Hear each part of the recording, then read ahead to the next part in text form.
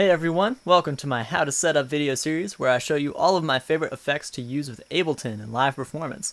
This video will be all about delay, which is something that I use often with my iwi, but also with sax and flute. My favorite device to use for this effect is called Echo, and you can find that in the Audio Effects folder.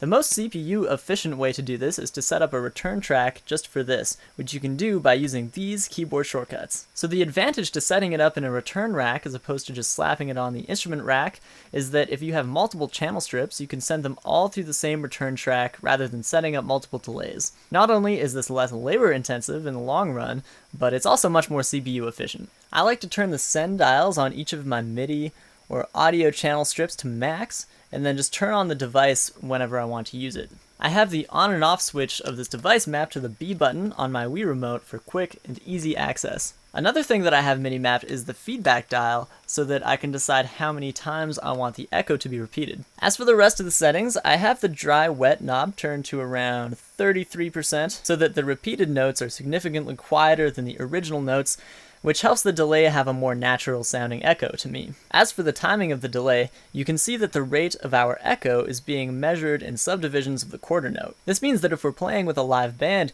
we need to be able to quickly tell Ableton what tempo we're playing at so that we can decide how fast the delay will be. In order to do this, we need to MIDI map this tap tempo button in the top left of our screen. I have it mapped to this drum pad on my LPD8 so that I can just tap along with the beat of the music and Ableton will automatically figure out the tempo. Then I can choose a speed by changing this dial. Just kidding, that's actually not how I do it. Instead, I just set this dial to 1/4 and then instead of tapping along with the beat of the music, I just tap the subdivision that I want the delay to be. I find this much easier and quicker to do when I'm performing on stage, and it has the added bonus of not having to stare at this readout on my laptop. There are many other things in this device that you can MIDI map if you choose.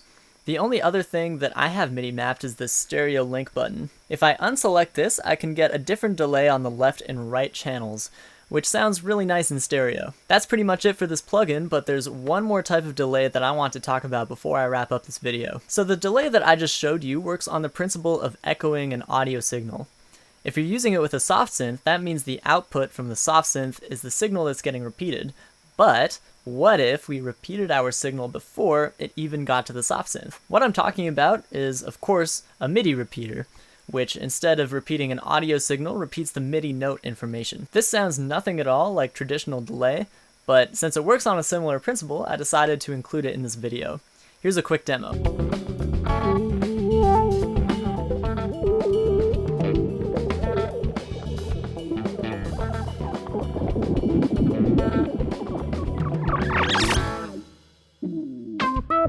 I love this sound. I think it sounds beautifully chaotic and super trippy. You can find this plugin in Max for Live MIDI effects, and these are the settings that I used in that demo. I have the on-off switch mapped to the A button on my Wiimote so that I can quickly and easily turn it on and off.